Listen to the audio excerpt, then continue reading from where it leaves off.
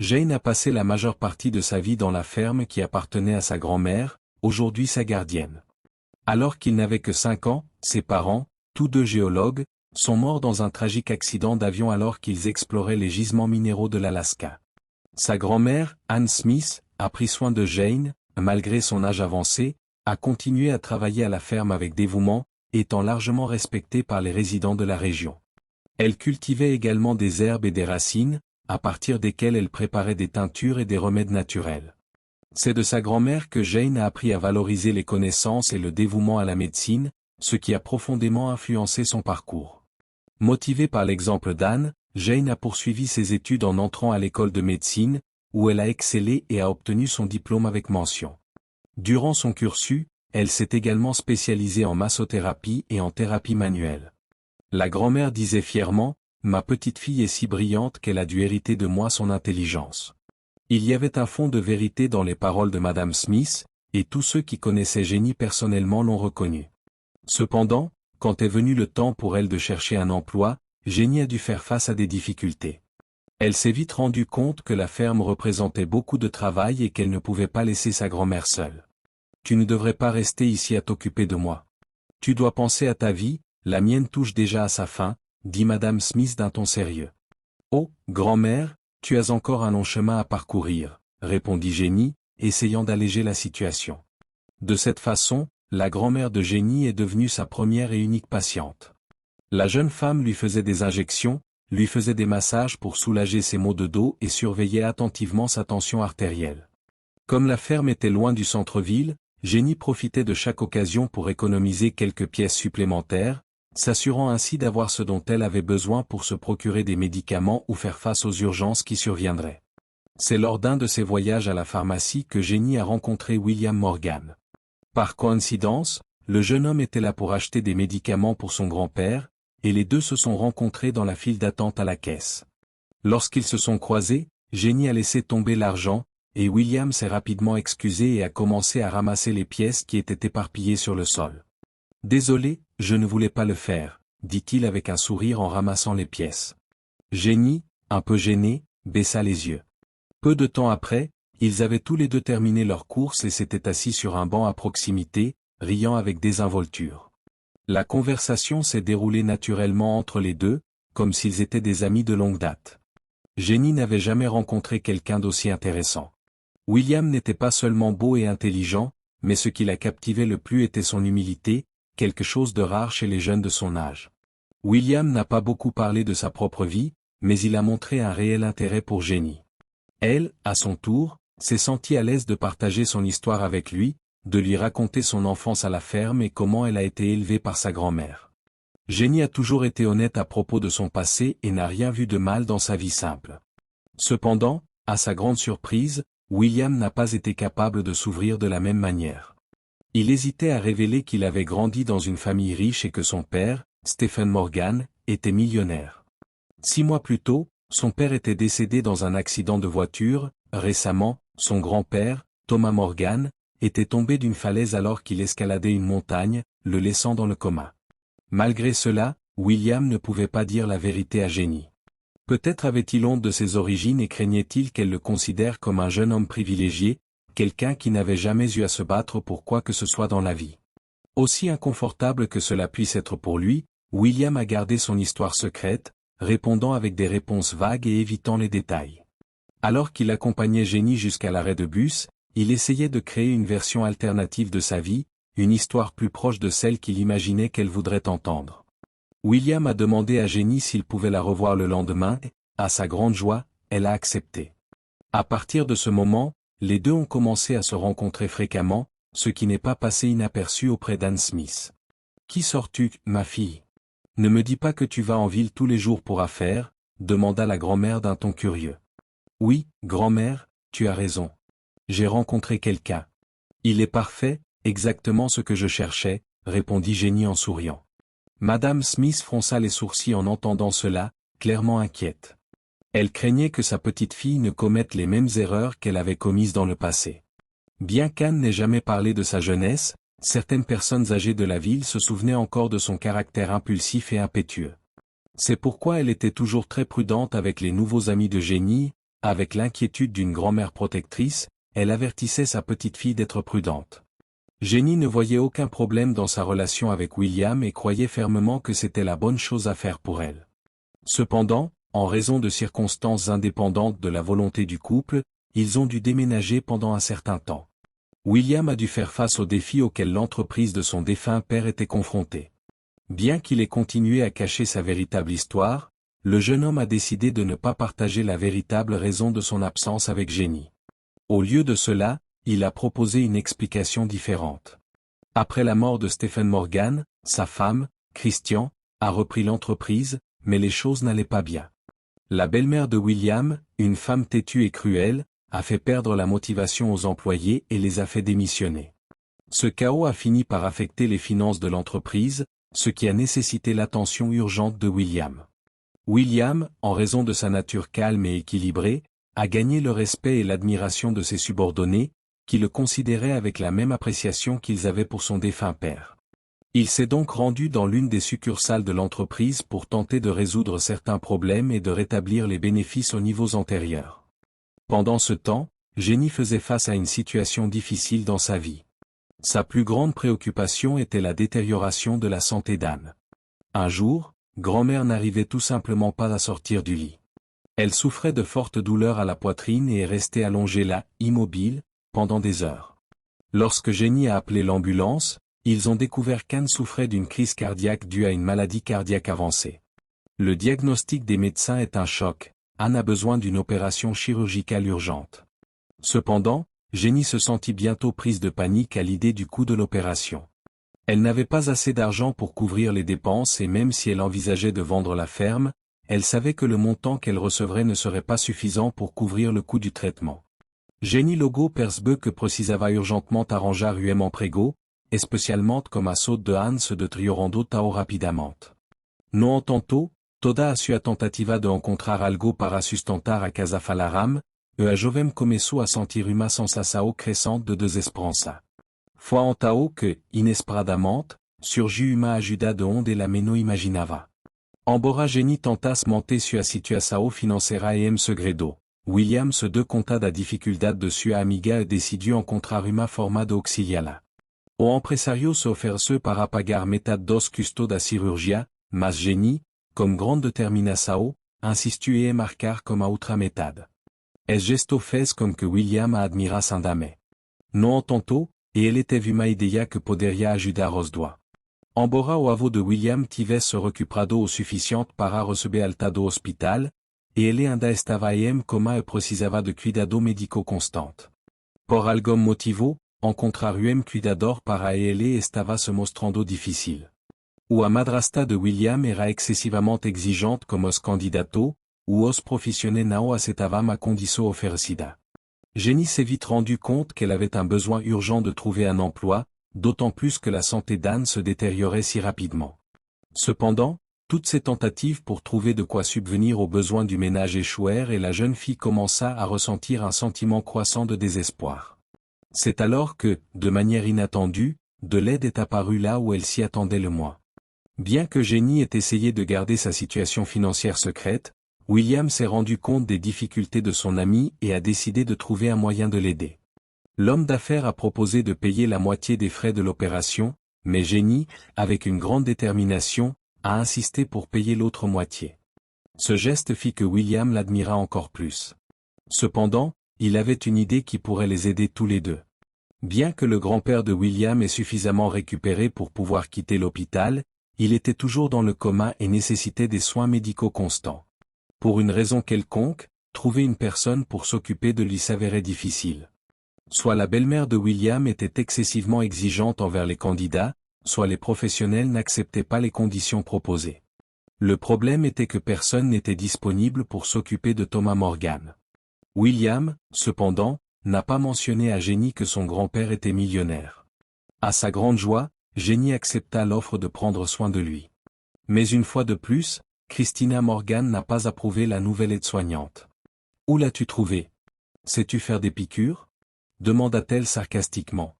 Cependant, l'opinion de Christina n'a eu aucun impact sur William. Il ne s'est jamais entendu avec sa belle-mère et ne se souciait pas de ce qu'elle pensait. Il était convaincu que Jenny était la bonne personne pour prendre soin de son grand-père. Pour Jenny, son premier jour de travail s'est déroulé sans incident. Elle n'a eu aucune difficulté à prendre soin de Thomas, qui était toujours dans le coma. Ses responsabilités comprenaient la surveillance de son état, le changement de ses draps et la prévention du développement d'escarres, ce qu'il faisait avec calme et diligence.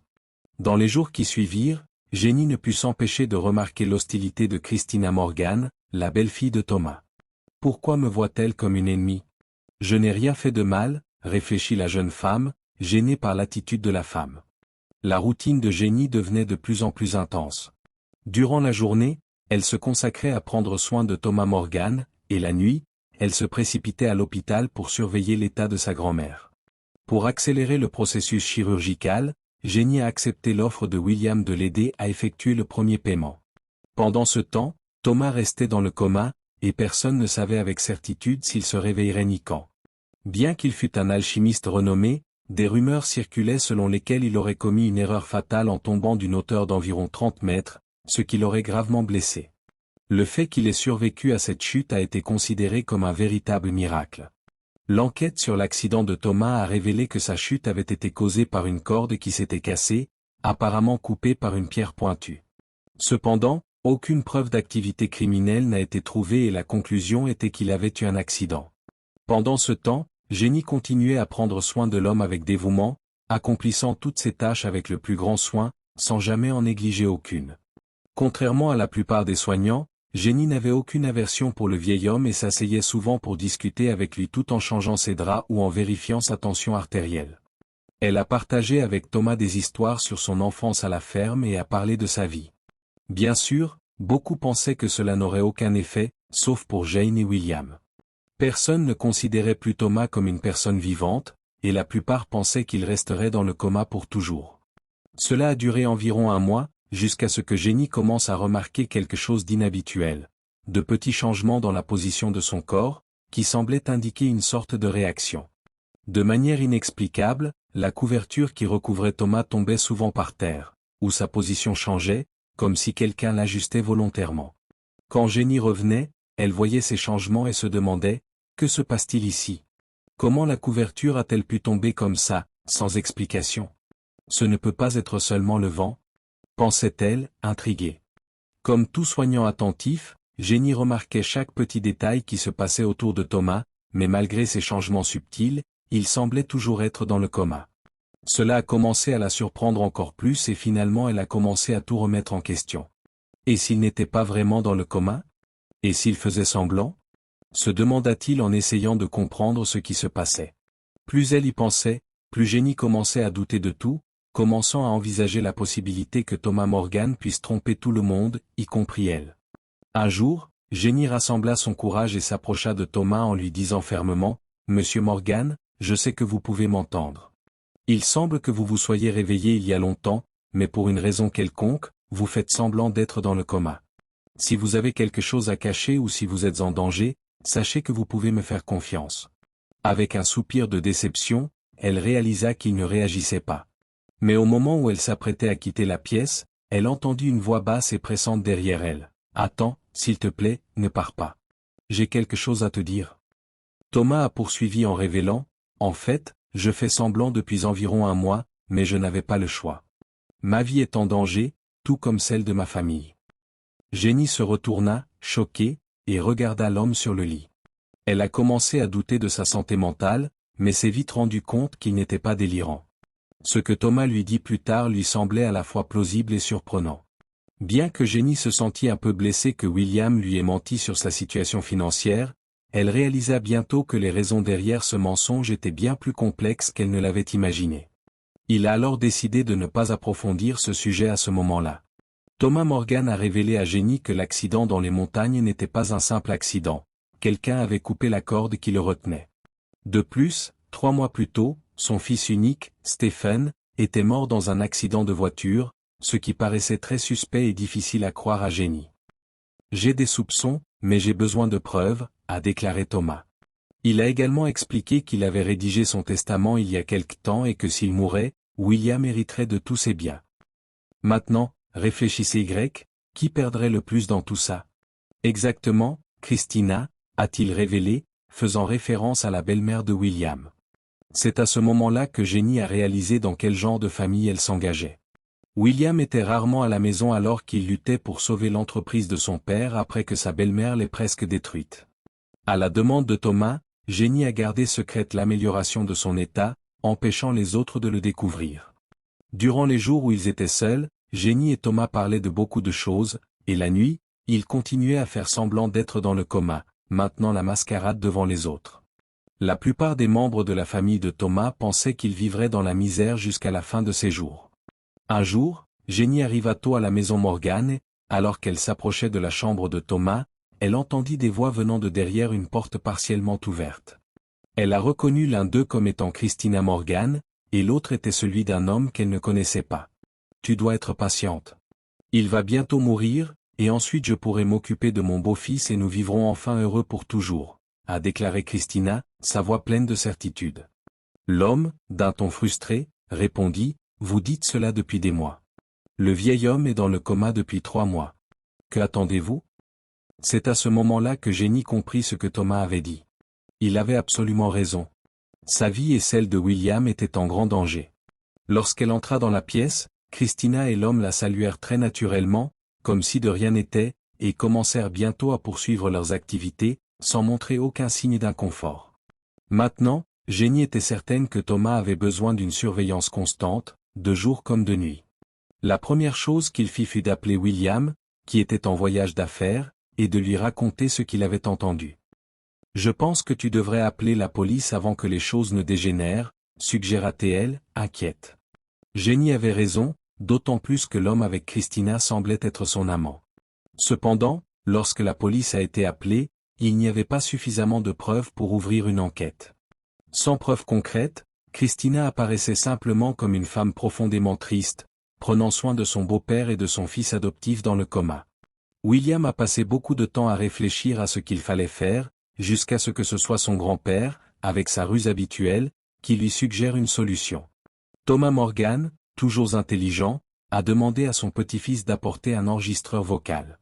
Il voulait enregistrer les conversations de Christina avec son amant la prochaine fois qu'il lui rendrait visite. Ils ont attendu 3 jours jusqu'à ce que, finalement, Christina réapparaisse. Ce jour-là, Thomas a réussi à enregistrer une conversation cruciale. À leur insu, Christina et son amant ont fini par s'incriminer, révélant qu'ils avaient planifié l'accident qui a tué le fils de Thomas et qu'ils avaient également tenté de lui ôter la vie. L'enregistrement était la preuve dont la police avait besoin et le lendemain, le couple a été arrêté. La menace étant enfin résolue, Thomas Morgan a pu arrêter de faire semblant d'être dans le coma et reprendre sa vie normale. Christina fut extrêmement surprise de le voir réveillé et en bonne santé. Thomas était profondément reconnaissant envers Jenny pour son dévouement et pour l'avoir aidé à percer le mystère, rétablissant ainsi sa confiance dans les gens. Pendant ce temps, connaissant les problèmes de santé de la grand-mère de Jane, Thomas posait toujours des questions sur l'état de santé d'Anne. Jenny, touchée par cette gentillesse, a commencé à transporter de vieilles photos de sa grand-mère dans son sac à main. Les images montraient Anne Smith dans sa jeunesse, une femme svelte apprenant encore à naviguer dans la vie à la ferme avec sa grâce et sa détermination. Thomas Morgan prit l'une des photographies et l'examina de plus près, mais bientôt son visage devint pâle et il frissonna. « Qu'est-ce qui ne va pas? Est-ce que ça va ?» William a demandé, surpris.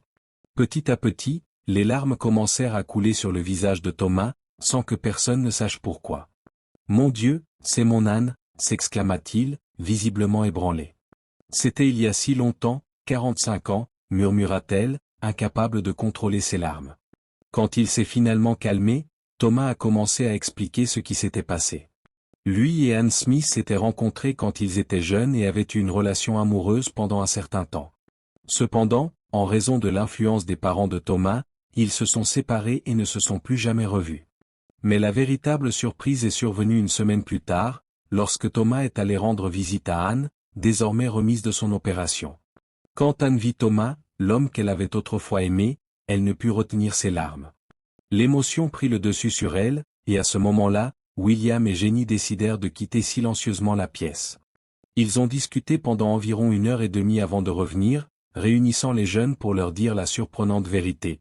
Thomas et Anne n'étaient pas seulement d'anciens amants, mais des parents.